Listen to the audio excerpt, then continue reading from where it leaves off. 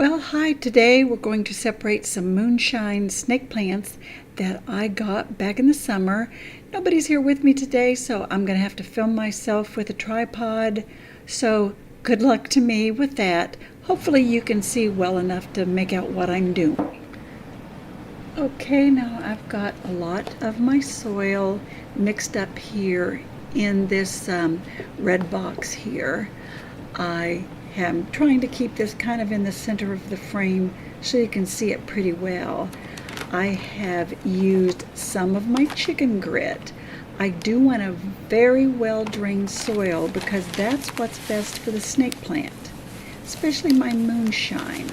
I do want nice sturdy blades that stand upright, so we've got to have some good weight in my soil, yet good drainage, so that it will make the roots grow nicely and keep them all, in a nice network. Now I am putting my systemic granules in there, this systemic insect control to guard against gnats in the household.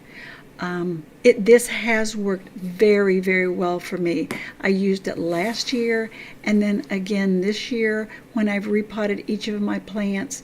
You just mix the amount it calls for on the side. I think it was about 2 tablespoons per gallon of potting soil, and that works just perfect for me. It keeps the gnat population way, way down. Yes, I do still have a few, but compared to what I had before, it's very much better. So let me get it all mixed up here, and we'll be ready to get everything potted up. Now I've prepared 3 pots because there are 3 distinct different plants, moonshine plants, that I want to plant separately. I've got holes drained in the bottom, so let's get it started. Now you can see this big pot of moonshine that we got. It was just $15, and it has 3 distinct plants in there. And what I want to do is go ahead, pull them, break them apart. A couple of the, the propagating blades that were put in there to get these growing have started to deteriorate a little bit. So I don't want those to affect my new plants that I've got here. They're already about 10 to 12 inches high, and you can see they've got a very, very good network of roots growing in there. Roots that go all the way to the bottom. That's important to anchor the snake plant like that, to keep it from flopping.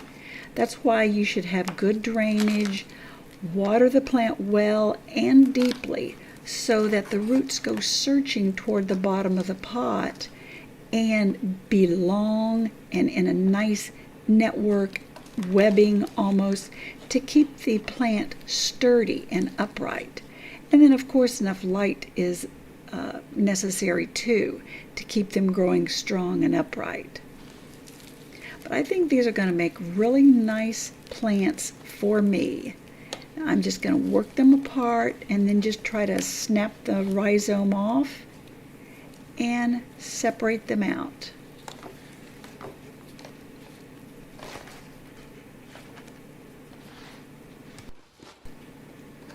Now here they are. They're all separated. It looks like I'm going to be able to get a very nice handful of roots to each of these segments here. But I'll just give them a really nice hard yank and pull them apart. And of course it's going to snap that rhizome there, but that's what's going to have to be done if we're going to get them separated. Now look at that nice hunk of roots there. That'll be perfect. And the same for these other 2 segments. And I'll have my 3 new plants all ready to go ahead and be planted. Now these, the leftover cuttings, I am assuming that these sprouted from, because you root those the same as you would any other sansevieria. You would just cut them, put them into the pot, and let new roots sprout from them and new little pups come up. But I'm discarding those because they have some damage on them. So I don't want to keep them just in case there was anything wrong. So we're all ready. And of course, as I said, I have my holes drilled. And I'm ready to put a little coffee filter in the bottom. I always do that to keep the soil from falling and rinsing out right away.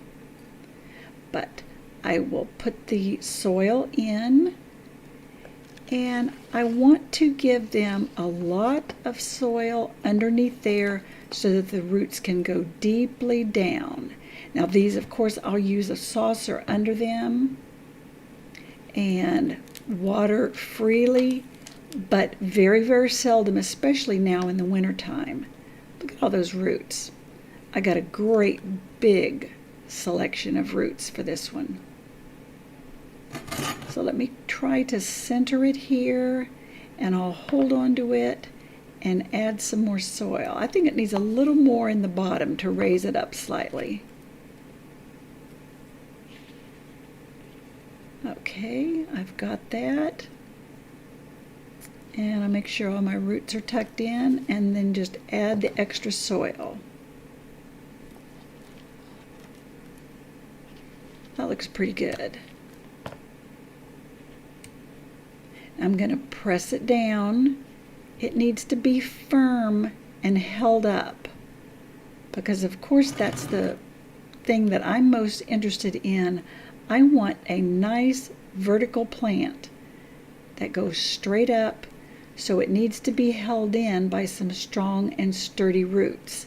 Now, I've written a post back on the blog, and I'll reference that in the description below so that you can go back and see all more photos that I've got and some of the reasons of why I feel that this is the way you should plant them and how they should be watered.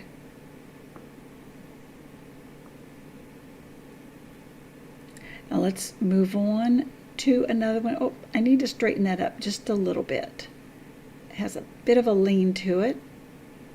Sorry, when I get against these lights over here on my plant shelves, it creates the dark silhouette. But I'm just going to do the same thing with these others that I have. Coffee filter over the drain hole. And let's just rinse and repeat. Do the same thing again. Now I do feel that these plants, these moonshine, they need to have a lot of bright light. So I will have them under grow lights temporarily. But since they are such tall plants, I'm going to put them in the sunlight upstairs to give them bright indirect sun so that they keep their silvery appearance. If they don't get enough light, they lose that silvery appearance. And we sure don't want them to lose that silvery appearance that gives them their moonshine name. I love that. But while they kind of get adjusted, I'll keep them downstairs under the lights. Let me press that down. And I'm trying not to get the soil down in that center, because you don't want that little cone in the center to have soil packed in it, and you don't want to water that section, because the water, ideally water it from the bottom, so again the roots reach down to try to get into the deep into the soil. But another coffee filter, and we'll plant the third one.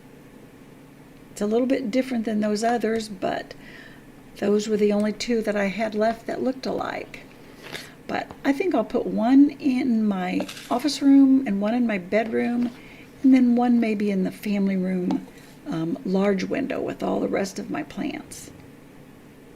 But getting to have 3 of them is going to be a bonus.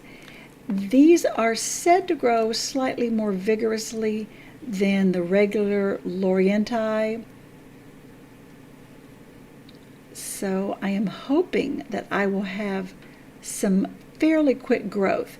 They don't get quite as tall as the regular Sansevieria, but they should get about 12 to 16 inches tall. So I'll hope for that throughout next summer.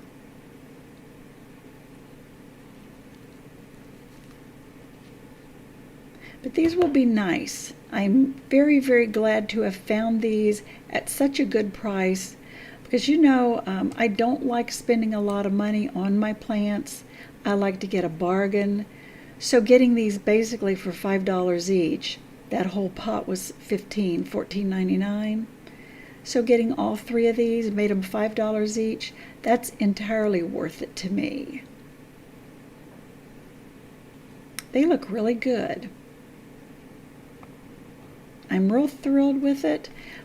I keep one of these croissant containers. If you cut them in half, the lid and the bottom, you can have a nice little tray to help you pot things up and to work with your soil. They're real good. I don't know if you buy big trays of croissants. My husband and my grandson love those, so we buy a lot of croissants. Now, they're not on my diet, so I don't eat the croissants.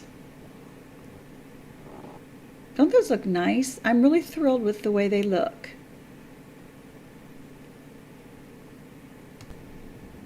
I think these are going to make some nice specimens.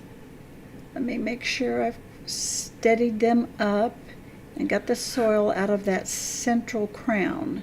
We don't want the soil in there. Make sure you don't have any bugs or varmints that are trapped in there. Keep an eye out for spider mites in those little hidden places. Knock wood that I don't have any of those. But these are looking real good. I hope you can see them real well. I will grab the camera and show you a little bit better what they look like when the light shines on them. I think this one may need just a slight bit more soil. So we'll add a little bit more soil there and pack it down to keep it tight. I definitely want it tight in the planter. That should do it. Let me pop the camera off now. And now you can see, once we get the light shining down on them, you can see how pretty they are. That almost silvery light sheen. They do have to have enough bright light on them, or they'll lose that silveriness and kind of revert to a darker shade of green. Let me see if I can keep this camera in focus here. I'm not real good at that. But they look wonderful. I'm real pleased with these plants. Okay, now let's get these put up under the lights, the grow lights. Over here, I've got this one fairly high up, so they'll fit under here temporarily. I think that's going to look real good. These are so pretty. I'm well pleased with them in these white containers. The one in the middle is just almost a pale gray, but it looks just as good as the others. And they do have holes drilled in the bottom of them so that they'll have good drainage. I've gone and got the little clear bowls that I get those at the thrift store, the Goodwill store, just for a few cents, so that I can use them as my drip trays. But that looks really good. I will water them from the bottom so the roots will seek down into the soil, looking after the water, and grow me a nice, sturdy, upright snake plant, moonshine snake plant. I hope you've enjoyed this today. Be sure and stick around and watch another video. Thanks for watching.